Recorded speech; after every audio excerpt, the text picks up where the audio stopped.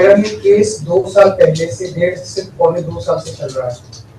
17 अगस्त को 2022 को सीबीआई की पहली केस फाइल हुआ था और 22 अगस्त 2022 को पीसीआईआर फाइल हुई थी। मुझे गिरफ्तार किया गया है। ना तो किसी कोर्ट ने मुझे दोषी करार दिया है, ना मेरे ऊपर कोई मुकदमा चला है, ना मेरे ऊपर कोई आरोप तय हुए हैं, ना मेरे ऊपर कोई आरोप नहीं है। अभी तक इस केस में सीबीआई 31,000 पेज फाइल कर चुकी है कोर्ट में और 294 विटनेसेस को एग्जामिन कर चुकी है। ईडी लगभग 162 विटनेसेस को एग्जामिन कर चुकी है और 25,000 पेजेस फाइल कर चुकी है। इन सारे विटनेसेस और सारे कागजों को मिला के मुझे क्यों गिरफ्तार किया गया है? मेरा नाम सीधे सीधे 4 स्टेटमेंट्स में आता है, वो मैं आपके सामने रखने की ज्यादा चाह रहा हूँ। तो मेरा चार्ज क्या आता है? पहला, सी अरविंद मनीष सिसोदिया जी के सेक्रेटरी थे। उन्होंने ये कहा है, स्टेटमेंट दिया है कि एक दिन मेरे घर में मेरी मौजूदगी में मनीष सिसोदिया जी ने उनको कुछ एक्साइज के डॉक्यूमेंट्स हैंड ओवर किए। That's it madam. उन्होंने ये नहीं कहा कि मेरी मौजूदगी में पैसे दिए, कोई ऐसा कोई डाउट नहीं है। मेरी मौजूदगी में सी अरविंद को मनीष सिसोदिया जी ने एक्साइज के कुछ डॉक्यूमेंट्स। मैडम, मेरे घर पे ढेरों एमएलए आते हैं, ढेरों मंत्री आते हैं, ढेरों डिग्निटरीज आते हैं, अपने अपने सेक्रेटरी लेते हैं, वो आपस में फुसर भी करते रहते हैं, आपस में डॉक्यूमेंट्स भी एक्सचेंज। मुझे क्या पता कि कौन किसको क्या दे। Is this a sufficient reason to arrest the sitting chief minister? क्या ये स्टेटमेंट एक सिटिंग चीफ मिनिस्टर को अरेस्ट करने के लिए पर्याप्त है? नंबर 1। नंबर दूसरा स्टेटमेंट, एमएसआर मगुंटा श्रीनिवास रेड्डी, ये मेंबर ऑफ पार्लियामेंट थे, जगन रेड्डी की पार्टी से।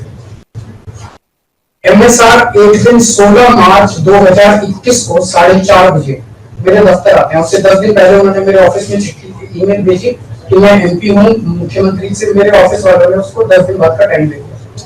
वो मेरे पास मिलने के लिए आते हैं 4:30 बजे। मैं किसी वजह से जल्दी में था, आके वो मुझे कहते हैं कि मुझे दिल्ली में अपना फैमिली चैरिटेबल ट्रस्ट खोलना है, उसके लिए जमीन चाहिए। मैंने उनको कहा कि जमीन हमारे अंडर में नहीं आती, एलजी साहब के अंडर में आती है, आप मुझे चिट्ठी दे दीजिए, मैं एलजी साहब को फॉरवर्ड कर दूंगा। And that's it. सो ये हुआ 16 सितंबर 2022 को उनके घर पे रेड होती है। उनसे पूछा जाता है कि क्या आप केजरीवाल जी से मिले? वो कहते हैं कि हाँ मैं मिला और मैं केजरीवाल जी से अपने फैमिली ट्रस्ट की जमीन मांगने गया था। ये 16 सितंबर 2022 को सेक्शन 17 का स्टेटमेंट है। It is not happy with this statement. 5 महीने के बाद उनके बेटे को 10 फरवरी को गिरफ्तार कर लिया जाता है। उसके बावजूद भी वो अपने स्टेटमेंट पे कायम रहते हैं। उनका दोबारा गिरफ्तारी के बाद स्टेटमेंट लिया जाता है, वो कायम रहते हैं। 5 महीने जब उनका बेटा गिरफ्तार रहता है तो बात टूट जाता है। 16 जुलाई को अपना स्टेटमेंट बदल लेते हैं। उसके बाद वो 16 जुलाई को वो अपना स्टेटमेंट बदल लेते हैं। 18 जुलाई को उनका बेटा छूट जाता है। उसके बाद उनका कोई स्टेटमेंट नहीं होता। That's it. स्टेटमेंट पे स्टेटमेंट हो रहे थे जब तक वो अपना स्टेटमेंट मेरे खिलाफ नहीं दे रहे थे।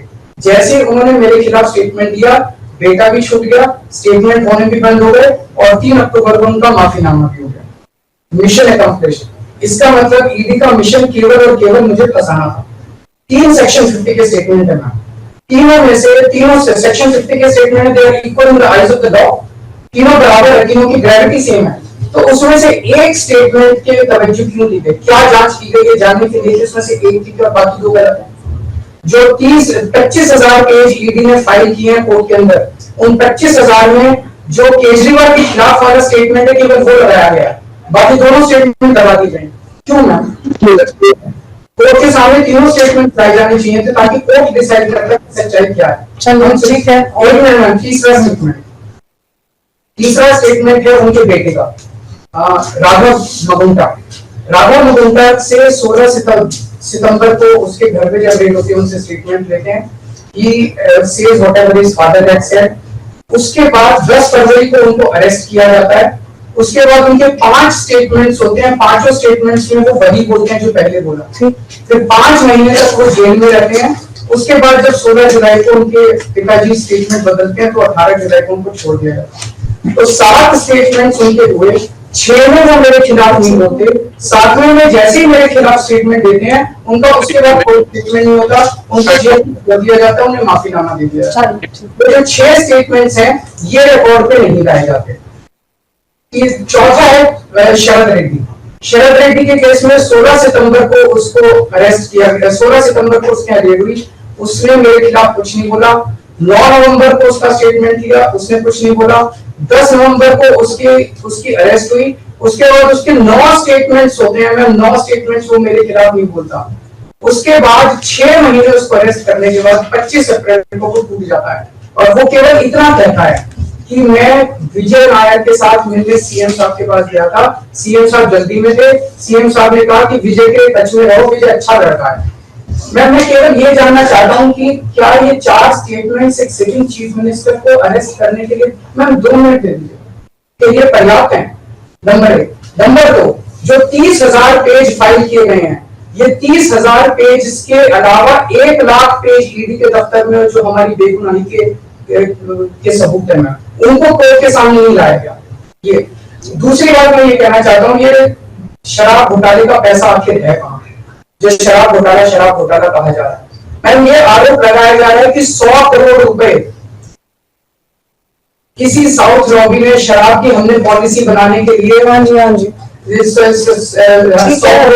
आदमी पार्टी, मैम ये जस्टिस संजीव खन्ना का ऑर्डर है। जस्टिस संजीव खन्ना का order ma'am page 22 para 12, the assertion in the complaint filed by DOE that kickback of rupees 100 crore was actually paid by Liquor Group is a matter of debate. Sanjeev Khanna कह रहे हैं, इसका मतलब ये साबित नहीं हुआ, इसका मतलब ये विवादास्पद है, इसका मतलब ये संदेहास्पद है, इसका मतलब इसके लिए सबूत नहीं है।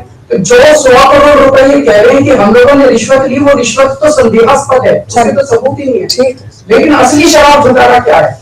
असली शराब घोटाला शुरू होता है ईडी की जांच के बाद। जब ईडी की जांच शुरू हो जाती है, ईडी की जांच के 2 मकसद हैं।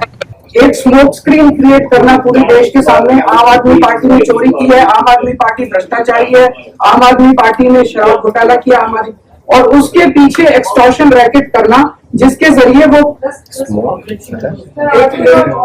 एक्सटॉर्शन रैकेट करना जिसके जरिए वो पैसे इकट्ठे कर रही है। मैं आपको सबूत दे रहा हूँ।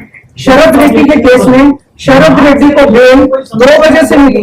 एक, शरद रेड्डी ने मेरे खिलाफ स्टेटमेंट दिया और शरद रेड्डी ने अरेस्ट होने के बाद 55 करोड़ रुपए का चंदा बीजेपी को दिया। 55 करोड़ रुपए के बॉन्ड्स अरेस्ट हुए। So he got his bail, he got his bail. So now the money trail is clearly established. Money trail is clearly established. Then just last 1 minute. Last 1 minute. तो money trail is established. Ma'am उसने अपनी bell arrest होने के बाद 55 करोड़ रुपए का चंदा BJP को दिया, बीजेपी के अकाउंट में सीधा गया। मनी ट्रेल इज एस्टैब्लिश्ड और यही पूरी जांच का मकसद था। एक तरफ आम आदमी पार्टी को क्रश करना, एक स्मोक स्क्रीन क्रिएट करना, भ्रम का पर्दा और पीछे से एक्सटॉर्शन करना।